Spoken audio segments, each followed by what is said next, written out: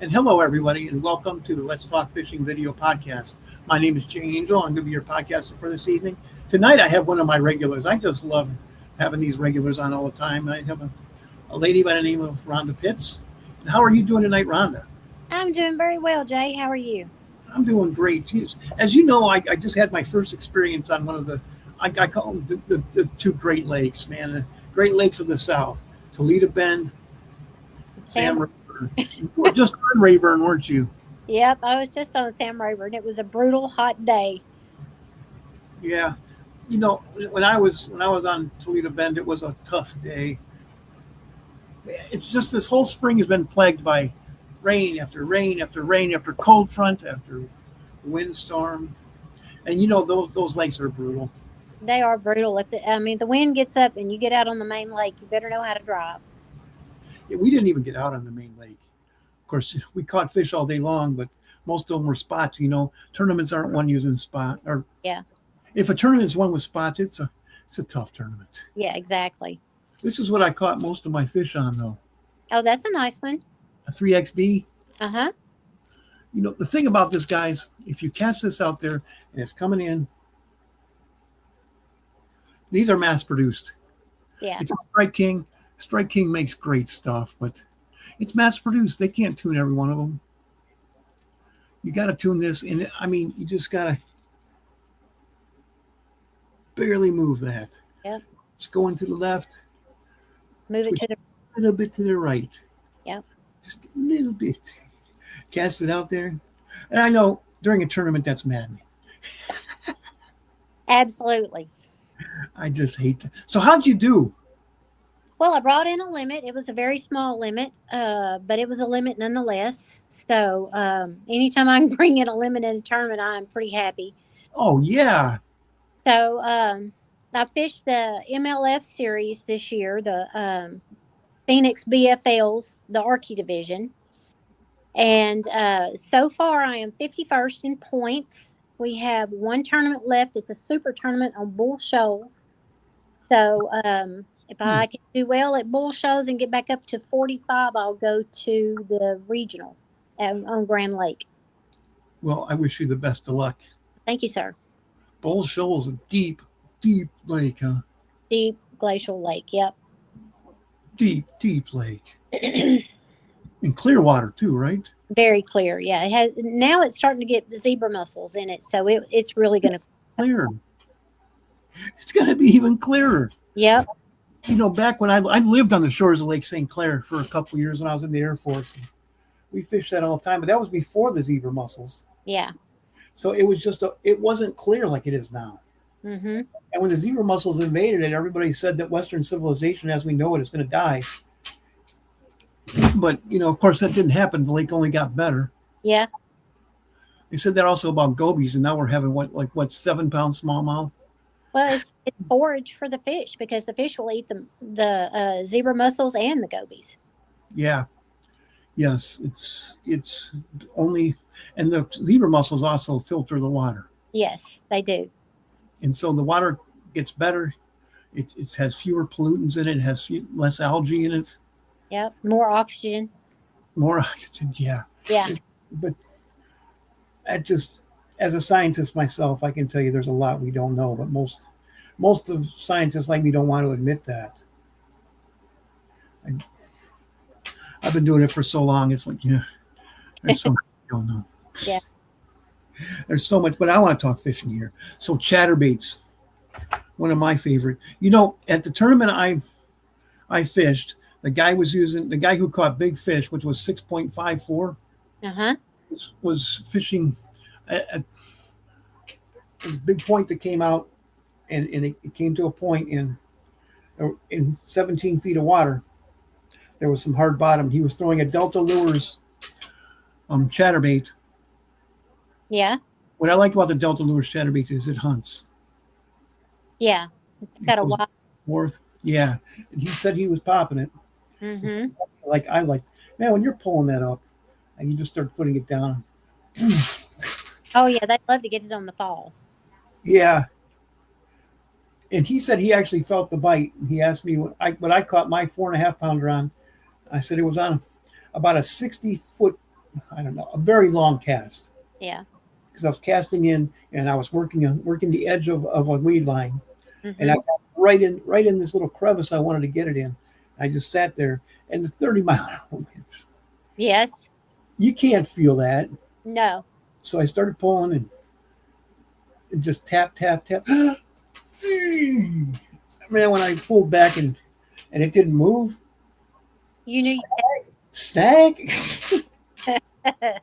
until you feel that little wiggle, feel that shake going on. It's like, oh yeah, here we go.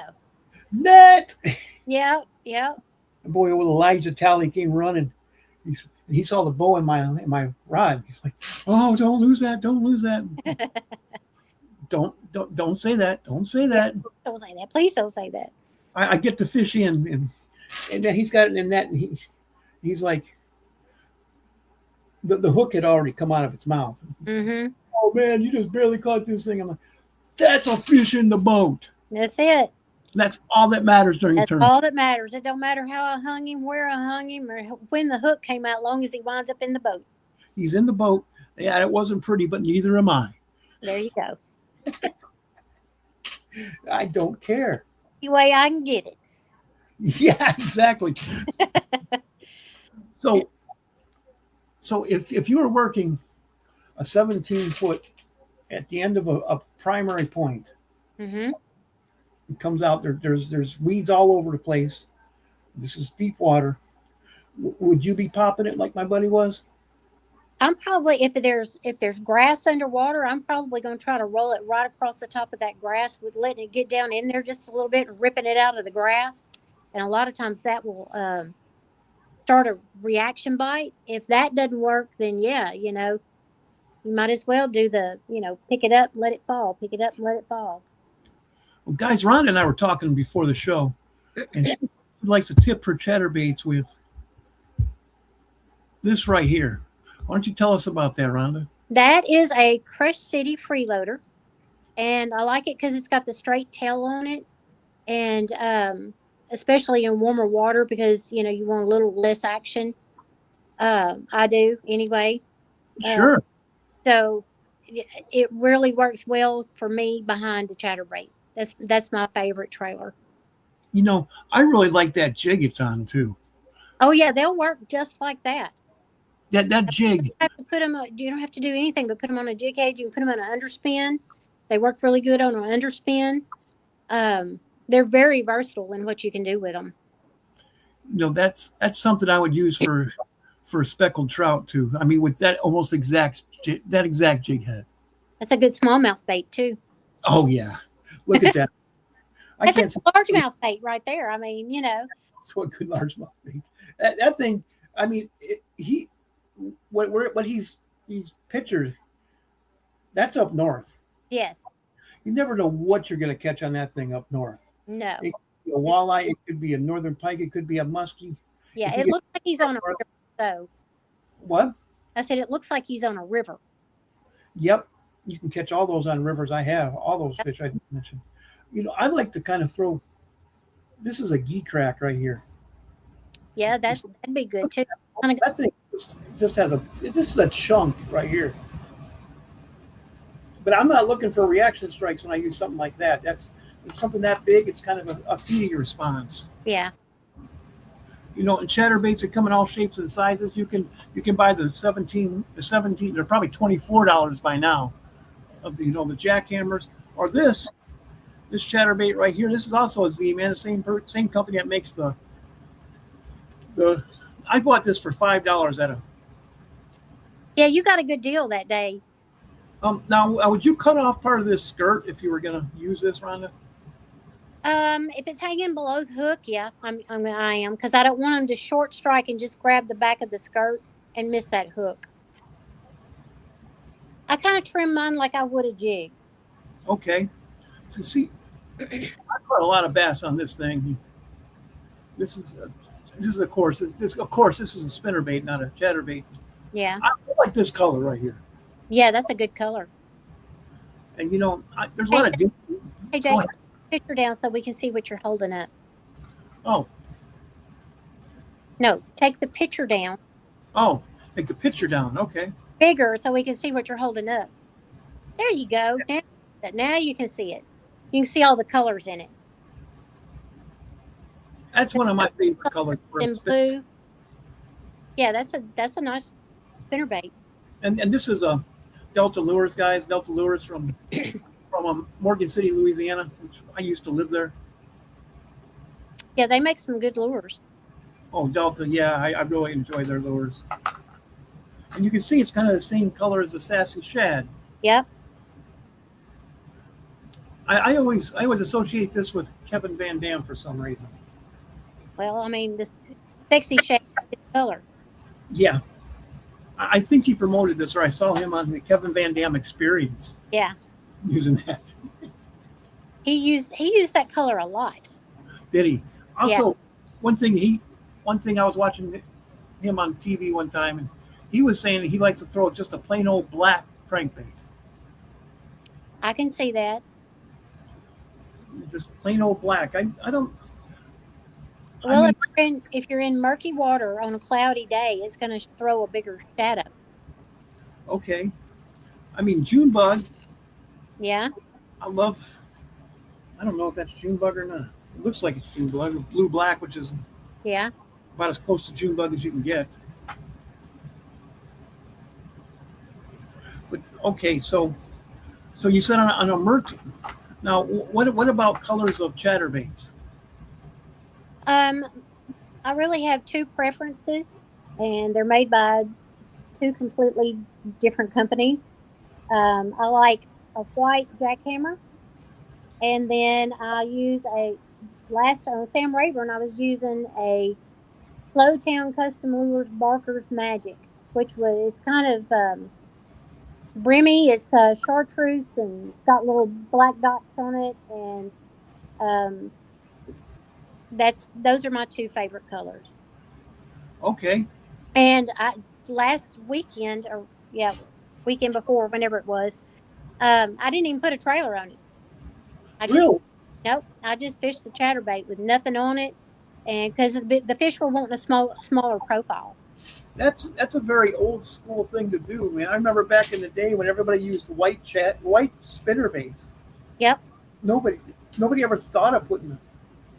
I don't know who did that first, but somebody did. I mean, now it's just the most natural thing in the world for me to throw a.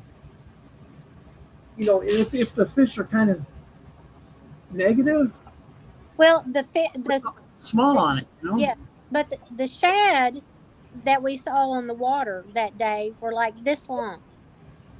Okay, little thread fin. Bitty shad. So you needed a smaller profile, and it was a full moon the night before, so they'd been gorging themselves all night. Oh yeah, I hate full Yeah, moons. I know, I do too.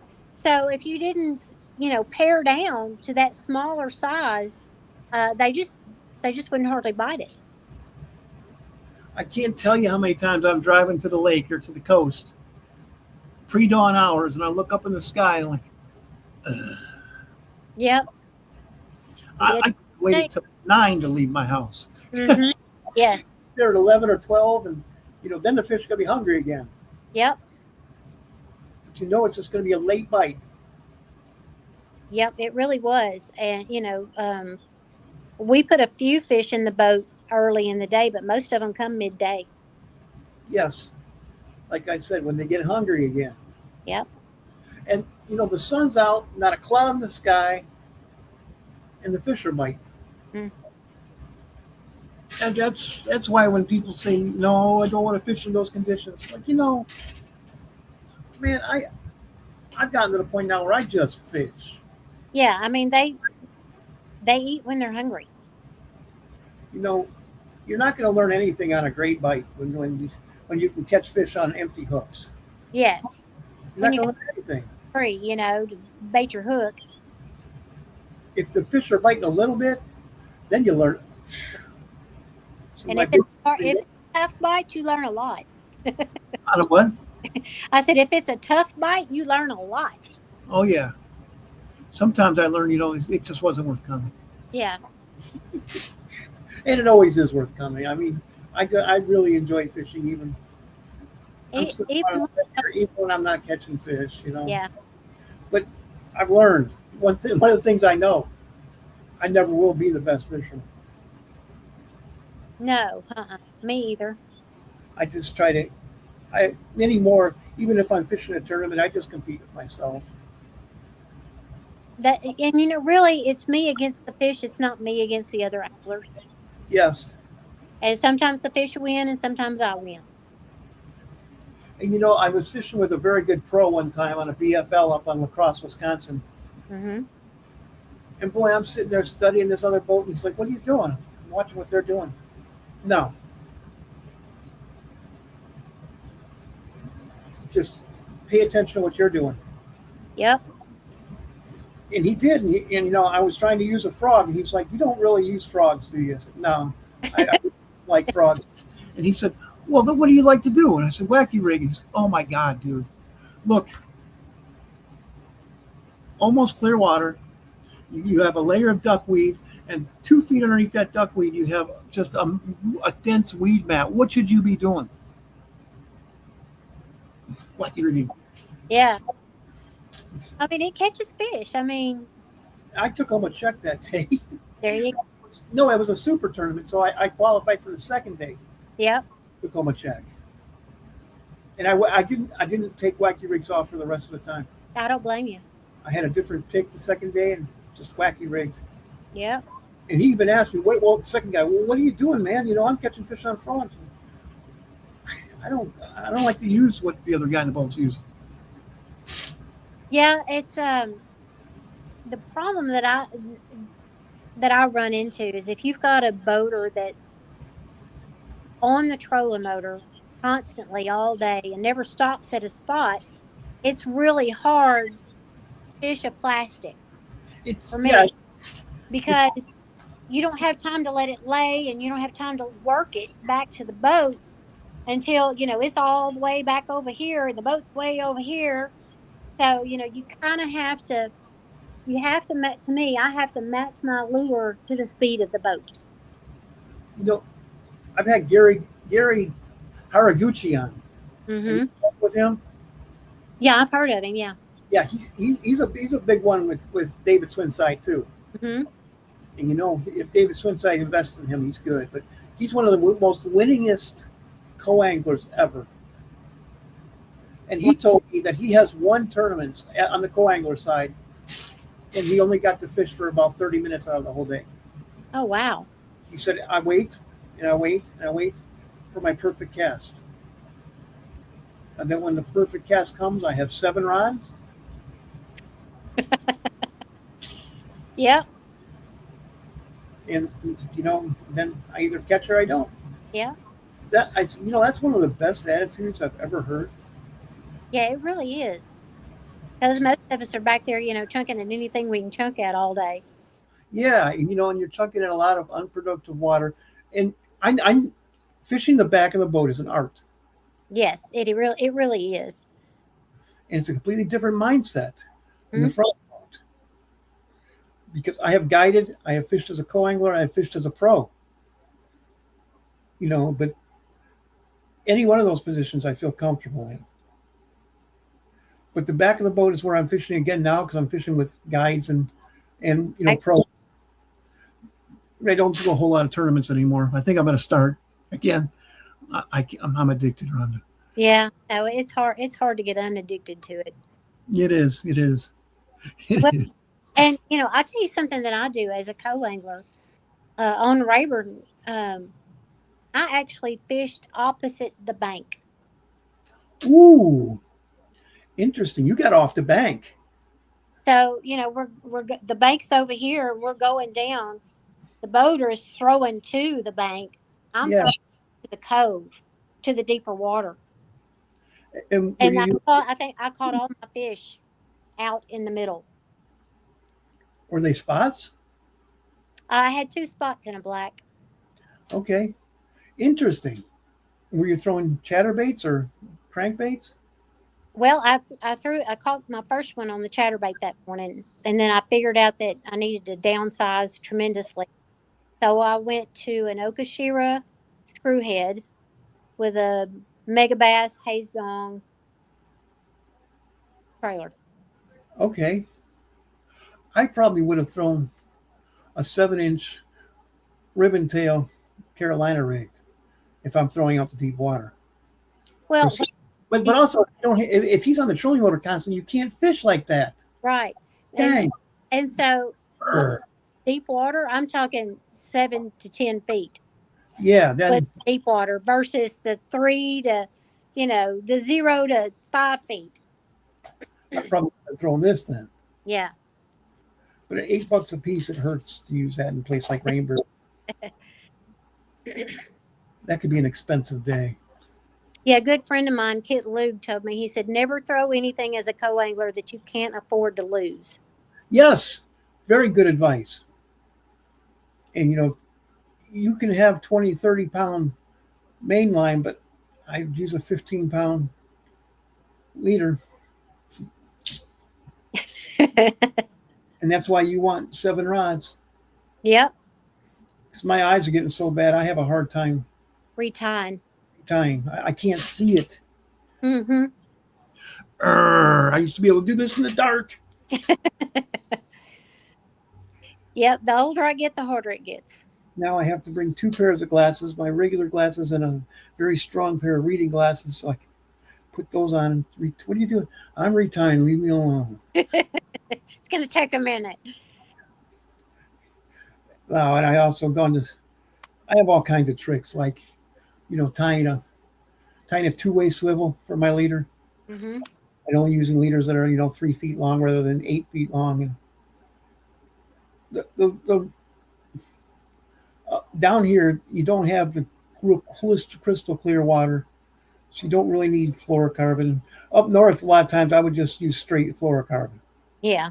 6-pound fluorocarbon. I've caught some amazing fish on that. But also up north, you don't have the structure you have down here. That's true. Fish off the rocks. Mm-hmm. You can fight them. You can fight them for as long as it takes. Yep, you sure can. So I'll give you a trick if you're fishing crankbaits and you don't like to retie. Tell me. Tie a snap on the end of your line. And when you get through with that one, you just take the snap off, take that bait, put it down, put it back on the snap. So you're not retying. You're just taking the bait off the snap, putting a bait on the snap. I used to use snaps all the time. Oh, we got comments. Uh-oh. I have not been paying attention. Shame. Oh, yeah, Jim Grant. Jim Grant, man, the owner of Grant Rods. What a great man. He said, fabulous content and vision. And he said, so informative to all. Thank you both. This guy's true class. Well, thank you. We appreciate it. And he makes some of the best rods in the world. This guy, Gargan. Good rods. Oh yeah, I love my Grant rods, man. But here's another thing. He says, wanted to put a snap ring on a jig and try that for my topwater. Oh, it's a split ring. Okay. On a jig and try that with his topwater company. Topwater snap. Oh, yeah. That would work. Most topwater lures have a split ring on them when you buy them. Yep. It helps them. There's a reason for that. Yeah. Helps the action. Yeah. I do a lot of that now. Yeah. It's so exciting to fish speckled trout that way.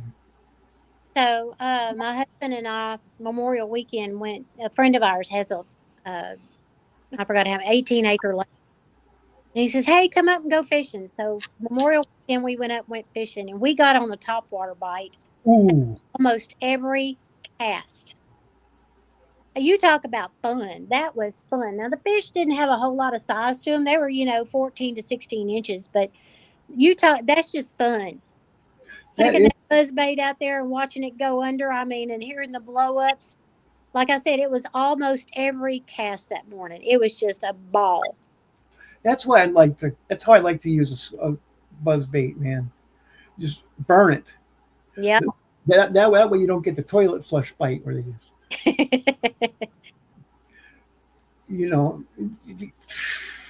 Yep. They were inhaling it.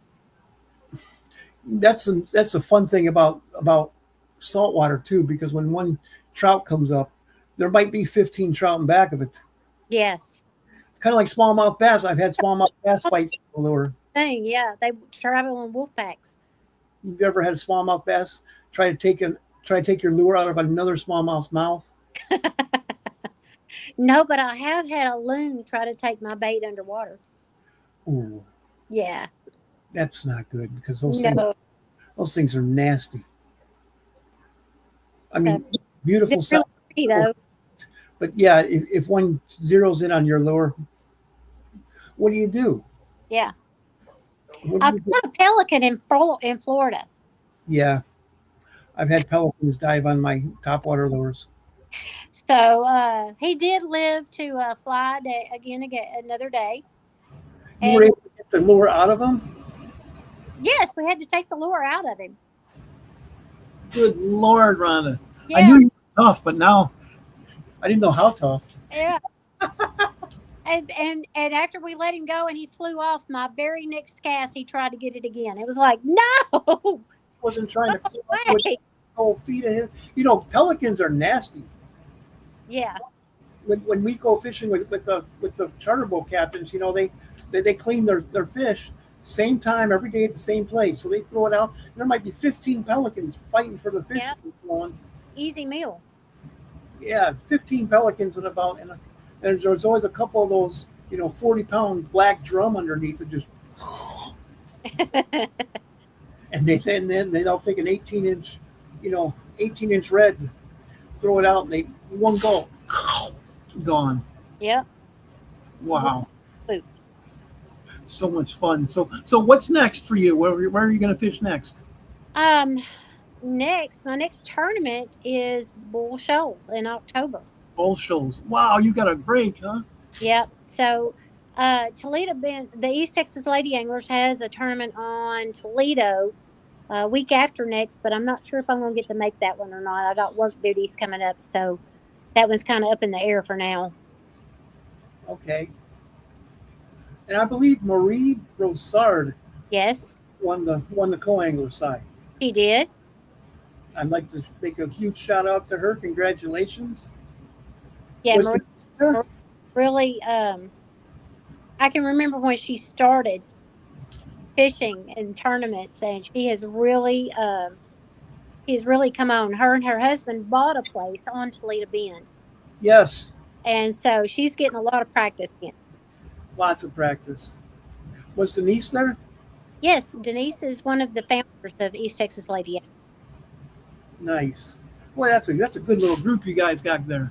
Yeah, it really is a good group. I mean, we all cheer for each other. We all want to win, and we all, competitive.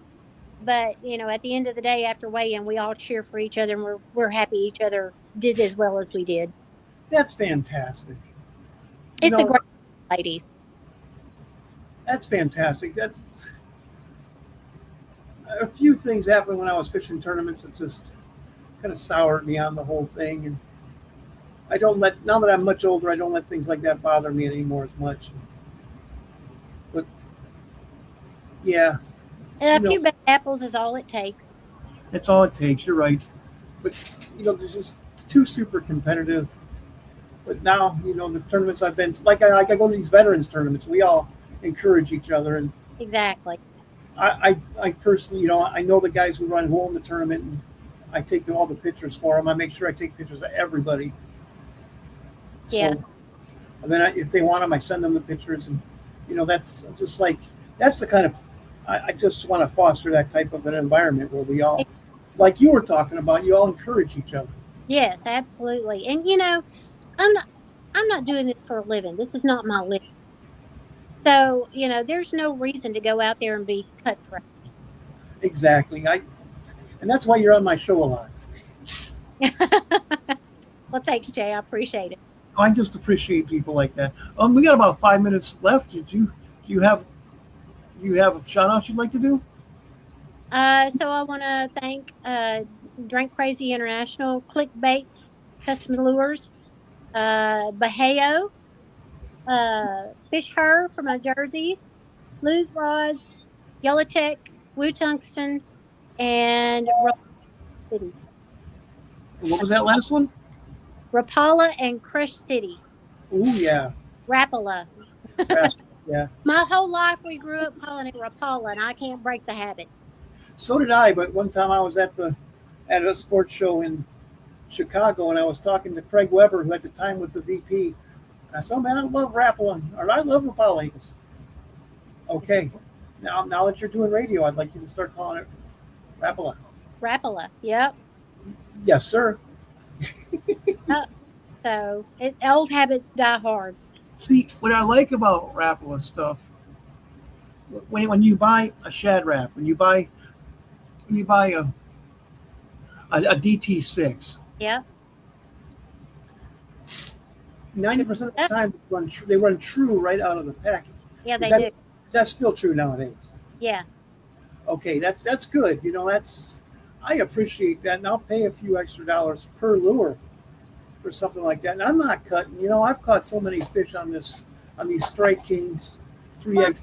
everybody's fished the 1.5s and the KVD 1.5s. I mean, but the Rapala, they make really really good. The OG and the OG Tinies and all of those are just really good crankbaits. But all of their baits are really good. The Crush City plastics, I like all of those.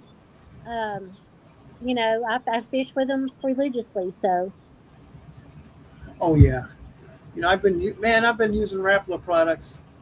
Gosh, the original floaters since the '70s, yeah, and I caught a lot of fish on those original floaters. yep, I won a lot of money on those original floaters because I'd get the small ones and we would troll those down up all over the Illinois River and caught lots of saugers. And yeah. a lot of times I caught enough saugers to take home a check. Not always. I'm not that Place good. it happens though. Oh, it happened. Yeah. Good times, man. I love that. It brings back a lot of good memories. Shad Raps. I made a lot of money as a guy throwing shad. Oh yeah, If you have, gosh, I think it's the thread fins that are the small ones. If you have a lake that's really big on thread fins, mm-hmm. the size 6 Shad Raps, man, they're about that long. Yep. I got Perfect. box right now. Throwing those parallel to a riprap shoreline, Oh yeah, and it's just going crazy because it keeps hitting the riprap. they can't stand it. Yep, that's too many people don't fish a riprap shoreline correctly. I like casting it parallel. Then you can zero in on where the fish are biting. You stay in the strike zone longer. What's that? You stay in the strike zone longer when you parallel. Absolutely, yeah. But also zoom in on exactly where the fish are feeding. Mm-hmm. If they're feeding at 7 feet. Okay, you know about where that is, and then you can get out and do your finesse presentations. And Yep. Yeah, they're good fish finders. oh yeah, Search baits. search baits, yeah, crankbaits and spinner baits. I think are the two best, and of course your chatterbaits. Yep, they work too. Because you use a chatterbait as a search bait. I mostly use chatterbaits as to zoom in after I've already figured it out. Yeah. Yeah, I use them a lot just to find the fish, and then go after them finessey after that. Finesse, I like that. If you go all finesse, Go all finessey on them. that's a good. I'm gonna have to use that. A few of the more manly men I fish with, don't talk like that. Like me being one right now, being finessey. Finesse, yeah. I've caught a lot more fish being finesse, Yep. man. Because yeah, even on riprap shorelines where there's 3 miles, I'll take half the day to get down that 3 miles. But also, I'm going to pick every fish off of it, Exactly. every single fish. And if you're running down there with a trolling motor on 8, Yeah, it's not gonna happen. yeah, you're You're missing stuff. you're going to catch the most active fish, and the fish that you managed to make mad because you hit him in the top of the head. Yep. Well, hey, it's about 35 after the hour. I'd like to thank everybody for tuning into the Let's Talk Fishing podcast. And Rhonda, I know you're a busy lady, so thank you so much for coming on my show once again. Well, thank you, Jay, for having me. It's always a pleasure. Yeah, thank you. Like I told you, I have a few regulars now, and that's good. That's one of them. And you're one of them. And guys, I'd like to ask you, those of you out there who are Christians, please say a prayer for my mother. She's currently in hospice, and she's saying she's ready, and that's tough on the whole family. Yes, it is. And it's especially tough on her because she's dying of metastatic cancer that's all over her body, and she's having a very, very, very rough time. I went up to visit her a couple weeks ago, and Bless her heart, and we'll be praying for you as well. Well, thank you. Yeah, I'm having a hard time. Like yesterday, I sent poor Rhonda, oh yeah, we have a podcast tonight. And so at 5:40, I get a text. I need the link. Well, the podcast is tomorrow. She's like, well, you told me this morning it was tonight. I thought it was a Thursday, but I'm so sorry. Okay. I screwed up. It's okay. No big deal. I screwed up. No, that's just part for the course right now. I'm so distracted. But anyways, guys, thank you very much for tuning in to Let's Talk Fishing podcast. Rhonda, please stick around for 2 minutes afterwards. Yes, sir. Guys, it's Thursday. And for those of you up north, it's early summer. Down here, we're already in the deep summer. Yeah, it's hot. It's every freaking day. But anyways, man, you all have a great weekend. I hope you get to go out fishing. See you on the water. Yeah.